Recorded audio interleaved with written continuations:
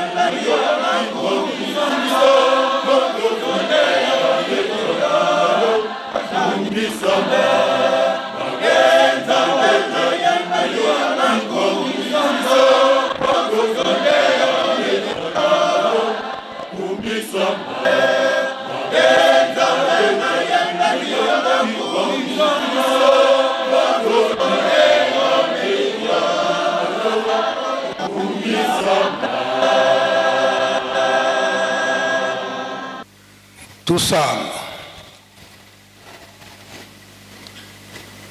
Ensambu zange mfumu wetu Yesu Kristo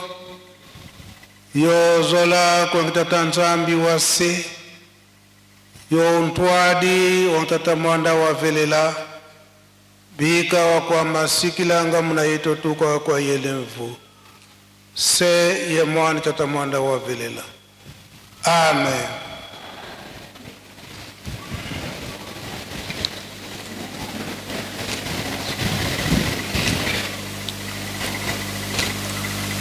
Onkombo ya tata ya mwana pitata mulimo santo. Lelo ezali mukolo munene na biso bana oyo tobengami ete bana tata Simon Kimbangu. Pe na mutu mwindu na mokili mobimba solo biso oyo tososoli kombo ya tata Simon Kimbangu tozala na esengo mingi, ozala croyant, ozala mupakanu, eloba miete mutu mwindu na ntina mususu te koloba ete soki na tango wana na 1959 lingomba eyebanaki soki tokokumisaka mingi na tango wana eke ezali awa na RDC parce que na bunzoto kobota matata Simon Kimbangu eza awa na nkamba oyo ezali ete na RDC.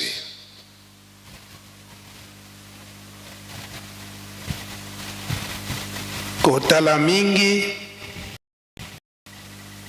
lelo yo tozali kotambisa na tata Simon Kimbangu Kiangani, kotambisa na papa Simon Kimbangu Kiangani la etinda oli kotinda biso pe baloba nyonso oyo azali koloba na biso ezali nde kouta na batata na ye.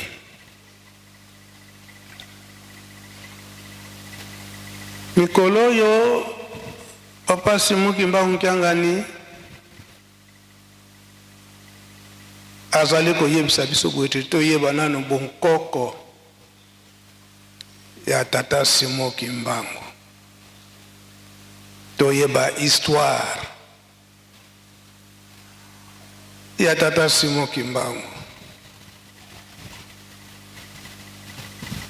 totali matei na biso ezala na mabondeli, ezala na banzembo oyo pe batangeli biso na kati na Biblia, pe mai oyo tata pasteur auti kote ya biso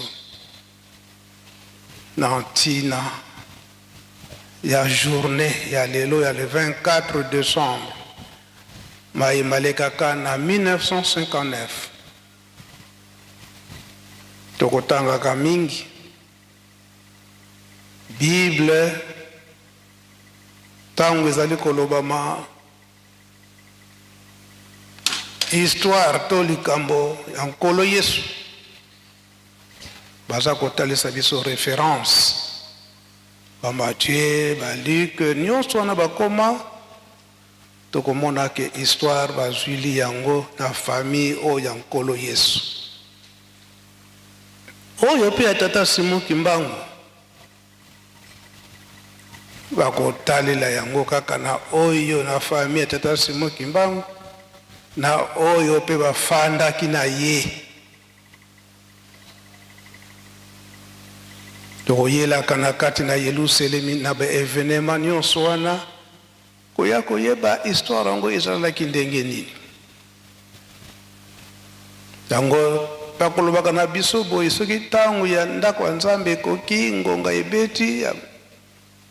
yambo ya mibale biso nyonso tokomaka tranquille kolanda ndenge nini makambo nyonso ekoleka. Tina mosusu te ya kozongela makambo nyonso wana pamba te papa pasteur ndenge atei biso azwili biso liboso na likambo oyo eza na kati na Bible ya tata Nzambe, ndenge nini likambo oyo tofandeli ngai na yo awa elongwe kuna na musika na poso pembe eye aona biso. Soki totali malamu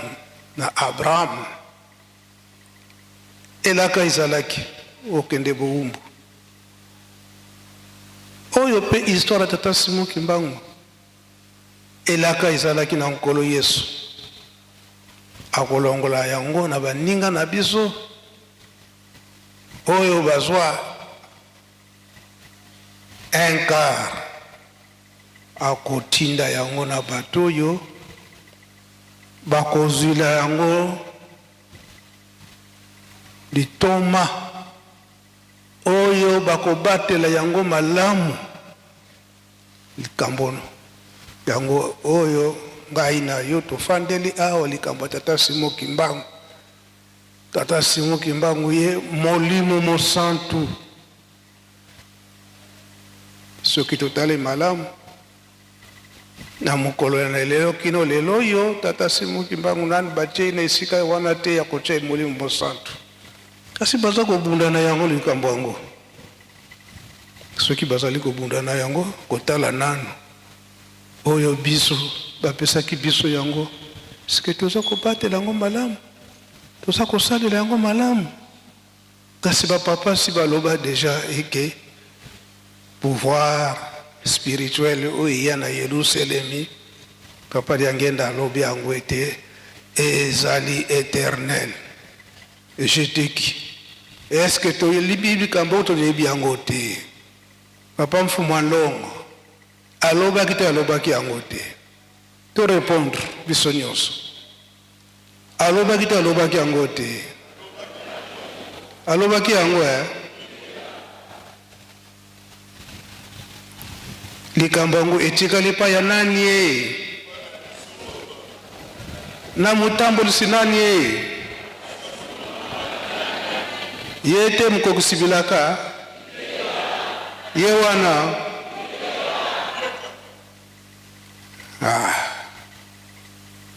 papa pasteur alimboli libiso likambo yango nini ezalaka na mokolo na lelo ndenge nini bamvwala misato babatelaki likambo yango lobi tozalaki na rencontre liloba ya papa de Ngenda ya abimisaki ete ntango bazalaki na mama Mwilu yambo mama Mwilu asosolaki nanu te tata Simo Kimbangu ye azali nani nzoka nde moli kasi ayaki kososola kino alandaki mibeko ndenge nini ezaleli pa tata Simo Kimbangu ndenge moko pe na bamvwala misato po ete bakoka kozwa likambo monene oyo bapesaki bango ete reconnaissance officielle de l'église kimbangiste papa Simo Kimbangu esi alakaki bango na yo papa Kisolokele ekozalela boye na yo papa dia Lungana ekozalela boye na yo papa dia Ngenda Kuntima ekozalela boye moto na moto asimba likambo na ye ti bokose compléter batata bakomisi likambo na bango ndenge batindaki bango epa ya tata Simo Kimbangu lelo oyo toza komona ba autorité na biso ya l'État bazali ya ndenge na ndenge ba invité na biso bazali ya ndenge na ndenge bongo biso moko bana jutiki soki l'État akosungaka biso tango nyonso mpona nini bango nde bazali ba témoin ya likambo oyo ezali kosalema mpona tango wana ndenge tolandi historique papa pasteur ndenge alobeli yango bamindele po ete bakoka kopesa liberté eke tobondela batunaki bapapa eske bokokota na makambo ya politiki te bapapa balobaki tata atindaki biso likambo wana te biso tata likambo oyo ye ayamba ya kolongola mutu mwindu na mpasi e biso pe tokolanda likambo mosusu te kaka nde wana ya kolongola mutu mwindu na mpasi oyo tokoyokaka ete bolengo ya 1956 tango wana babandaki kotuna bango motuna wana papa Mfumu Longo yokola ye mutu azwalaki na elembo wana ya kotambolisa lingomba banda 1956 wana azalaki agent à l'État kasi kokende kozonga kosamba na babiro ya l'État époque coloniale kotuna ye kaka tuna mususu te kaka est-ce que okosala makambo politique te de biso po ete tolongola mutu mwindu na mpasi pe kopesa kinya na mokili mobimba biso kaka mabondeli kaka yango ndenge papa pasteur auti kotangela biso ke na 1956 wana na réponse oyo bapapa oyo bapesaka na bandeko na biso bamindele yango ete bamonaki pe te bato mwindu bakotomboka te malgré toyokisi bango pasi kasi tobanda kopesa bango pe bonsomi bango moko pe bamitambusa na 1956 wana ye moko papa de Ngenda aza koyebisa biso ndenge totangeli na histoire ndenge batangeli biso na histoire na papa pasteur eke na 1956 wana mboka ya yambo ya bato mwindu bapesaka bosomi ne Ghana.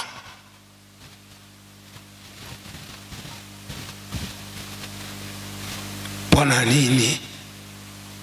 koloba ete bapapa balobaki ete biso soki tozwi bonsomi mobulu ekozala te na biso bato mwindu. Kasi bapindele lokola bayebi likambo yango balongo mpe basambelaka baza mpe bato ya nzambe tunanaka eskala kambo yango eza mpenza ndenge wana eza ndenge wana lokola bato bana ya Simon Kimbangu balobi ndenge wana bango bakokosaka te. Tala yango emonani ke moto mwindu azwi bonsomi yango tata pasteur quelque part aye kote ya biso eke na 1958 wana ndenge le 4 janvier 59 pardon ndenge le 4 janvier ezalaka eke bato basali mobulu na Kinshasa na bamindele papa Diangenda akendaki kosamba lisusu po ye mutu aseportaki garant eke jamais tokoki kosala révolte, jamais tokoki kosala revanche na oyo bosali biso biso likambo na biso kaka mabondeli kosambela kopesa kinya na mokili mobimba. Bokende kotala soki bomoni kimbangiste moko ata na kasho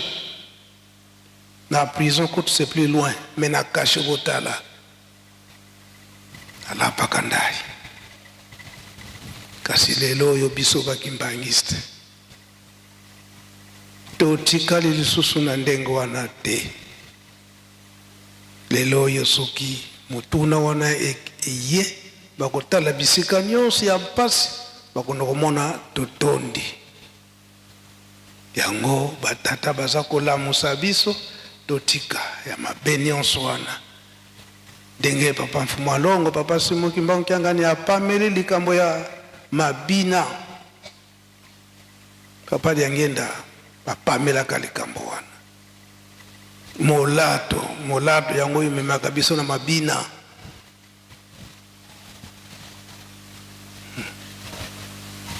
Kasi bakoko balobi ete elamba ya kodefa ebongaka te na mabina elakisi ete mabina mpe eza mabe.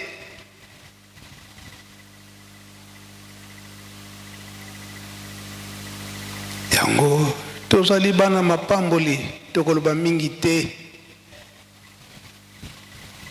likambo bapapa balobaki biso tokei biso bino botonga Yerusalemi pamba te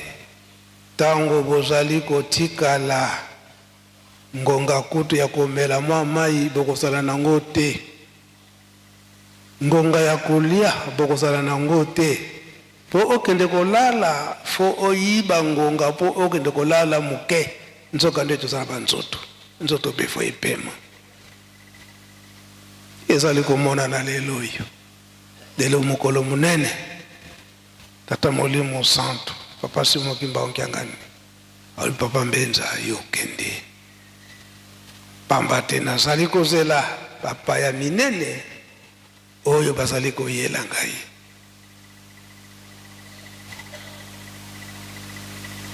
kasi wana papa Simon Kimbangu Kyangani j'étais qui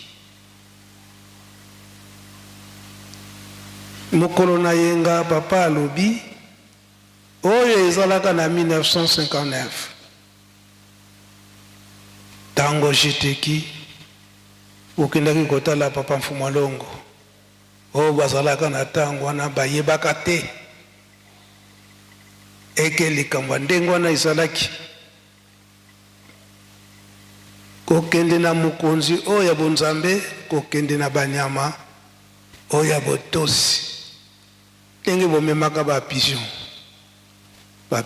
wana boyebi histoire ndenge papa alobelaki yango bapesi bino ordre ete ba pigeon wana bosala signe ya kobwaka ngo likolo ba pigeon ekendaki koloba ete eke kopanza sango na mokili mobimba. Soki totali malamu histoire mingi oyo ya lingomba biso nde bajeteki tokopanza yango. Ndakisa bosali programme soki tobimi boza na théâtre jeteki groupe théâtral kimbangiste kolakisa ete likambo yango ndenge nini ezalelaki na mutango wana. Soki totali bambuta ya jeteki baza wana tango bakendaki na papa Mfumu Longo likambo wana ndenge esalemaki bapigeon ekei kolakisa ete bokei kopanza sango na mokili mobimba na nini bakotuna bino ezalelaki ndenge nini bokosala théâtre yango na tango wana yambo ya kosala théâtre to masano oyo tata Simon Kimbangu foto kende epai ya bango moko bapapa ko guide biso oyo ezalaki boye bosalela boye bosalela boye bosalela boye yango tokolandaka kino lelo oyo yango tozali komona ya des fois ete tozali kosala ba théâtre oyo boyebi yango malamu te bokende ko inventer eza malamu te na tango wana bo déformer histoire ekosala malamu te. Donc oyo etali ete lisano to théâtre ya lingomba fo tozwa soki eza nanu ya sika fo totuna tata mokonzi ya bule tokosalela ndenge nini ezalelaki ndenge nini. Soki tosaleli na ndenge na biso moko to déformer histoire wana ekosala malamu te ekolo na likambo akosilika. Tokozwa exemple dans 5 mois ndenge papa bafandaki awa théâtre moko esalamaka na théâtre wana batiaki kombo ya Mama Nkitudia. Or que na lisano wana to ndenge histoire wana ezalaki Mama Nkitudia azalaka concerné te. Tango basali yango na théâtre basite kombo na ye oyo bayebi Mama Nkitudia na tango wana aza koloba susu te. La problème moko spirituel. Mais Mama Nkitudia agangaka koloba ete ezalaki ndenge wana te bokondane ngai te na likambo oyo ngai nasalaki te nazalaki témoin te bokende kotyanga na kati. Nzokande ndenge nalobeli yango Mama Nkitudia akomaki ake azokoloba lisusu te moyen à s'exprimer ezali te elaki un problème spirituel. Donc ntango esalamaki lisano wana bandeko oyo basalaka théâtre wana basalaki ke parfois Mama Nkitudia akoki kosepela po aseka mais ye esepelisaki ete ke nazalaka concerné te nazalaka présent te na likambo na ndenge nini bokende kokotisa ngai. Soki ye moko apambelaka yango te nde ekoma na théâtre mosusu eke Mama Nkitudia azalaka présent na likambo yango ndokande ezalaki ndenge wana te. Yango bandeko na biso ya jeteki na likambo wana malamu tososola ndenge ezalaka na le 24 décembre wana bapigeon wana epumbwaki kolakisa ete topanza sango tata Molimo Santo ndenge esengeli na mokili mobimba na biso bana jeteki. tolanda kilobi maloba papa mfumwalongo papa dengenda kuntima na date wana na 1989 tango na ye azalaka na Kinshasa me posa na ye ke na le 24 wana aya na Nkamba aya ko sambela na Nkamba na groupe nyonso ya jeteki kasi biso kaka na kati na Ngomba ndenge papa Mfumwalongo papa Simon Kimbangu yanga na lobela kyango lobi na rencontre basirete bazali bato yo bazali pe kofrene likambo tata Molimo Santu bazali tikino papa Mfumwalongo papa dengenda asambelaka na matete kasi asambelaka na kunyonga nyonso pona nini alobaki te ilafali azala na Nkamba pona nini Nkamba awa nde mboka ya elaka biso nyonso oyo tozali kozela nkumba wana epesameli na papa Simon Kimbangu Kyangani te makambo nyonso azosala sikoyo nde na etinda ya papa bango nyonso misato papa Kisolokele papa de Alunga na pe papa de Ngenda Kuntima koloba mingi na histoire koloba ete papa Simon Kimbangu Kyangani yende azali destiné ya kokokisa bilaka oya batata tango ndako Nzambe za kotonga mai komi pene ya kufongola na 1981 na 1980 gouvernement awa na Congo na tango na Zaire e bongisi kado munene oyo bakoki kopesa na papa Simon Kimbangu de bakanisaka bapesa officiellement prison esika ya salelaka prison na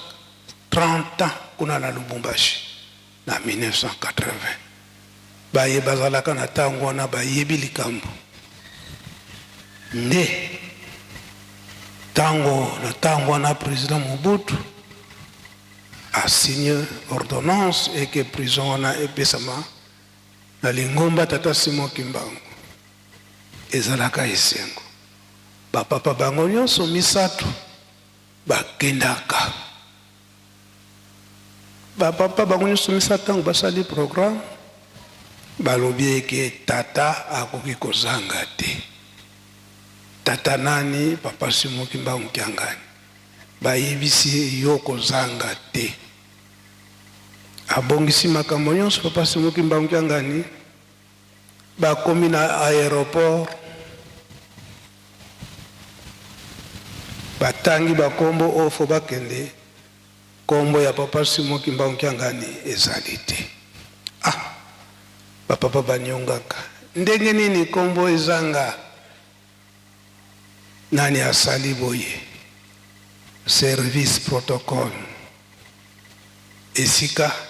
oyo esengelaki papa Simon Kimbangu Kyangani akendele na avion bazwi client bacheka na kati na avion akende na esika na ye bapapa balobi likambo te papa esengeleki yo moko osala likambo yango kasi tikala biso tokei kokota na avion batala mutu afongoli paka cigarette abandi komela cigarette me oyo biso nyonso tozala na kimbangiste yo okoti awa ndenge nini nasombaki biye nanga na service protocole salaki na bapapa mpasi kambote bapapa bakendaki kokoma kuna cérémonie nyonso eleki mpona bozongi bakota na avion bapilote bamoni eke moyen ya kokende ezali te pamba te emonani ete avion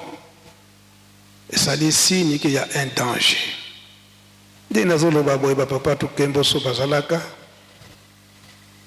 nyonso wana mpona nini oyo babongisila likambo azali négligé papa Simon Kimbangu Kiangani. Balamuko batali ba vérifier groupe électrogène ezalaki na kati pour la presse moi essence ezalaki na kati de ba vider essence nyosona mais yambo esala mandengo daona avion et pumbwaki déjà et comme na moi attitude que ça la taxi et danger wali ko remarquer ba yeko zonga na tarmac koloba iteli kambo isali bazongi na Kinshasa kaka da 1980 wana awa misala ya ndako nzambe za ko chauffer ngai mnatikalaki awa ngai papa Mbenza batata bayebisi ngai si tikala ko surveiller misala ya construction ya temple na moni équipe ya bato accompagné na bambuta ba mindele ba italien. Oh non, convention yezali était papa baloba qui était ndako nzambe echama marbre na libanda ngana tikali ya papa bapisinga consigne on te sengelito zela retour ba papa alors te yo ozali mwana tango na ba téléphone ezalaki te phone ezalaki te ndenge bakoloba kalingala donc baki komvuke ngai malgré ngana ki ko résister mais bambuta allez ordre pesami ko cha crépage na mur nyonso extérieur ya temple bozongi ya bapapa bakoma na nkamba Mbenza nani mtapesi ndingisanga ba fulani bayaki na ba mindele awa ba italien ba lubike bino bosinyaki convention et que bocha marbre ba papa basilikaka pendant 3 jours misala ya temple kangami ezosala malisusu te ba papa basiliki premier jour bambuta babongami basenga bolimisi ba papa baboyaki papa kisolokele papa dialunga na balobi bisote papa Mfumu Ndongo yemoko papa Mfumu Ndongo alobi ete poete na koka kolimisa pe kolembisa motema fo tata yemoko apesa nzela na buzoba bambuta baluki nani koko ya liboso o bapesa komba tata Simon Kimbangu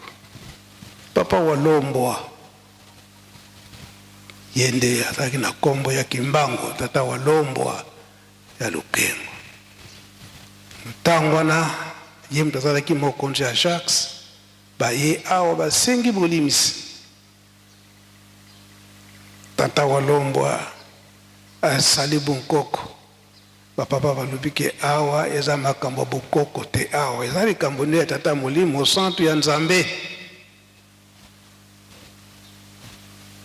Bwana papa Simon Kimbangu Kiangani tangu batiki yebwa akende Lubumbashi te lokola ye amasanaka mingi kuna na Chikapa nde akendaka kuna na Chikapa babengisi mbangu na monsieur Angelou ke awa papa bazoya kosilika ke avant kanda na bango isila yo omonana bwana papa Simon Kimbangu Kiangani abanda kosala na mundele moko portugais monsieur Mendes de baluaka petit porteur kuna na Kananga papa Simon Kimbangu Kiangani aye na Kinshasa okoma mbala moko na Monkoto aba papa bango nyonso bake Nkamba aluka voiture ya mondimi moko ezalaki wana nga mikolo na kokende Nkamba te na kokende Nkamba te peut-être lobi biesima lobi mais papa baza kozelanga papa Simon Kimbangu Kiangani azwi kamnya ba commerçant oyezo ya na kiatatu azwi makolo tina nseka bato nseka baye kotika ye awana Nkamba akoma na premier poste oyo mundimi wana yebisaki yeke na kokende nkamba lobi aye kokute na voiture na premier poste ye moko mpe kaka azokota na nkamba na premier poste moye atala ye ezalaki te donc chauffeur wana moye atala papa Simoki Mbangu Kiangani ezali te bon wana biso nyonso na mokolo wana na biso bana na bankoko na kati na mozole kolela kwete papa Simoki Mbangu alimisa biso ngonga moke papa Diangenda a respiré makasi bobiki po tata esi abimi aye biso nyonso tofungoli miso totala na porte ya mozole soki papa Simoki Mbangu akobimila wana totala papa Simoki Mbangu Kiangani na bubu na ye mpe na boso na kate bubu wana ya bleu yende asengaka bolimisa wana nani jeteki wana nani tobeta nani maboko na likambona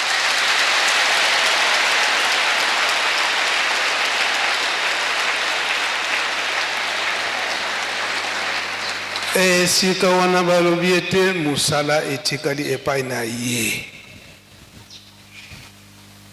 le 25 mars 1992 ndenge papa Kulutu atikaki biso papa Fumalongo papa Diangenda afandisi biso bana alobi ete banda lelo botalela ngai lisusu te botala Mbuta Kiangani papa ti alungana makambo nyonso ezala ya lingomba ezala ya famille yende mutakotambusa oyo ya koloba yango nde bakolanda papa ti alungana totikali na ye ndenge papa Mfumalongo mpe na 8 juillet kaka na ane wana akendaki na ye nde papa Dialungana na le 16 août l'an 2001 afandisi papa Simoki Mbangu Kiangani kolakisa mosala na ye yambo kutu afandisa ye na le 12 septembre 1999 donc 1999 biso moko tomonaki ndenge papa Dialungana alobaki ete inauguration ya temple Lubumbashi ngai te munakokende tata mutakokende po ye nde mutabandaki likambo na ye ye mpe akosilisa likambo na ye Kinshasa Nkamba Lingomba Mobimba biso nyonso batémoin ndenge nini papa Dialungana atindaki papa Simoki Mbangu Kiangani pweto akende kofongola ndako ya Nzambe oyo etongamaki kuna oyo tobengi centenaire na Lubumbashi libondeli ya papa Mfuma Mbanza na mokolo wana na le 12 septembre 1999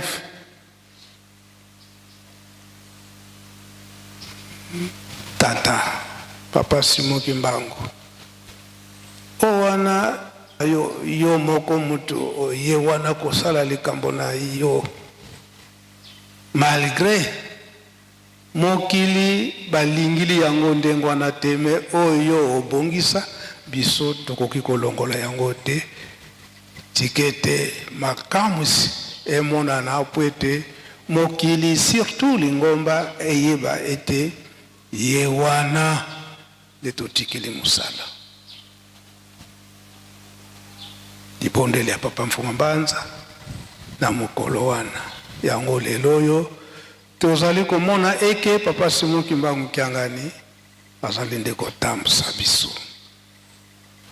azokolanda nde mitindo ndenge batata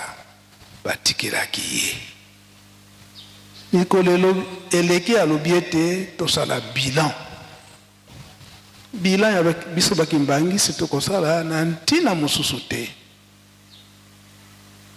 musala obatikeli eske tozali kolanda ndenge ye azali kotindela biso ndenge mate toyoki na mokolo na lelo misala oyo aza kotinda biso na kati na Yelusalemi tosala boye na lingomba mouvement boye association boye bosala boye eske tozali kotindama to tozali koyoka masengene ya bato tozali kolanda masengene ya bato totika kolanda masengene ya bato jeteki bokolimisa biso nazo prendre bino à peu près 30 minutes pongonga si ekei musala eza kozela biso mais soki totali quelque part bamouvement nyonso tozali kolanda ndenge papa azali kotinda biso biso nyonso papa soki atindi biso baréalisation eza komona lobi totali ndenge bandeko na biso badirigant mokumba monene bapesi bango oyo ya cité industrielle na bamashine ndenge koti tolemba te jeteki boza mpe na mosala oyo batindi bino kasi nzembo oyo boza na kokota nango ntango boza kokota tozali kolanda bino nzembo oyo bino boza koyemba tozali kokota na mbanza ya mpa mbanza ya nsilulu jeteki soki boyebi nano koyemba toyoka vana bino boyemba ngo avec mélodie toyoka makambo nini eza na kati mbanza ya nsilulu mboka ya bilaka mosusu te oyo nde Yelusalemi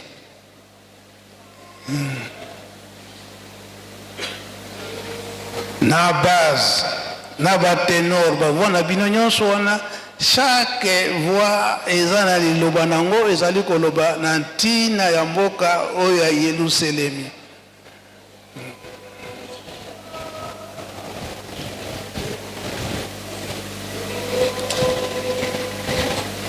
tozali kokota na Yelusalemi na kinya nyonso na kinya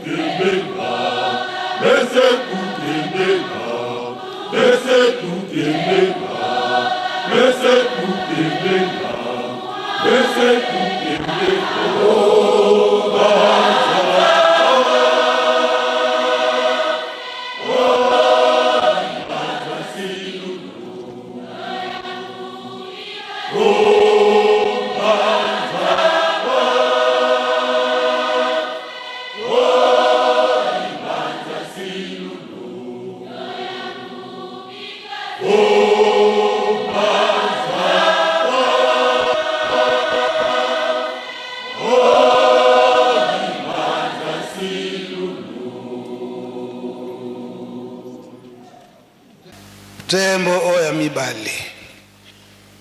oyo tosenga kibina tata mulimo santo papa simo kimbangyangani oyo asengi biso jeteki nzembo ya mobali toyebi ete yelusalemu mutu ayembaka yango mingi me bino mpe boyembaka yango mingi boyebi yango malamu